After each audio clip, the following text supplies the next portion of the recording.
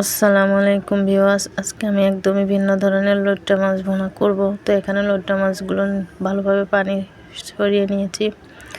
এখন এখানে সামান্য পরিমাণে একটু আদা, একটু রসুন ব্লেন্ডার করে নিয়েছি, সামান্য একটু শুকনো মরিচের গুঁড়া আর সামান্য একটু হলুদের গুঁড়া দিয়ে আর পরিমাণ মতো লবণ দিয়ে মেখে নেব মাছগুলোকে। মাছগুলো মাখানো হয়ে গেলে তো ফ্রাই প্যানে পরিমাণ মতো তেল দিয়ে মাছগুলো ভেজে নিব।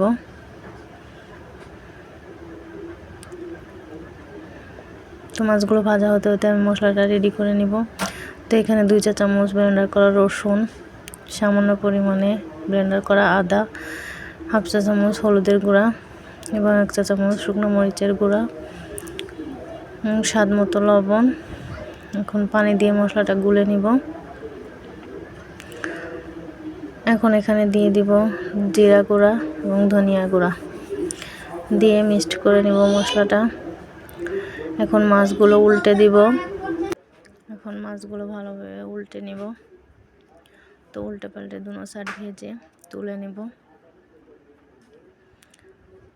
মাছগুলো তুলে নিয়ে এখন ফ্রাই প্যানে দিয়ে দিব পেঁয়াজ কুচি এবং কাঁচামরিচ কুচি দিয়ে পেঁয়াজগুলো ব্রাউন কালার করে ভেজে নিব।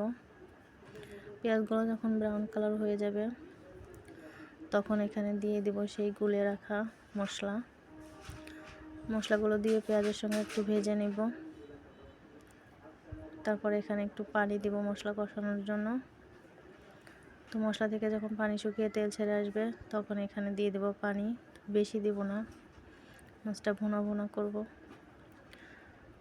এখন ভাজা মাছগুলো দিয়ে দেব। মাছগুলো দেওয়ার পরে কিছুক্ষণ রান্না করে এখানে দিয়ে দেব ধনিয়া পাতা কুচি।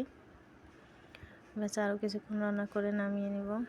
তো আমার ভিডিওটা যদি আপনাদের ভালো লেগে থাকে তাহলে লাইক, কমেন্ট, সাবস্ক্রাইব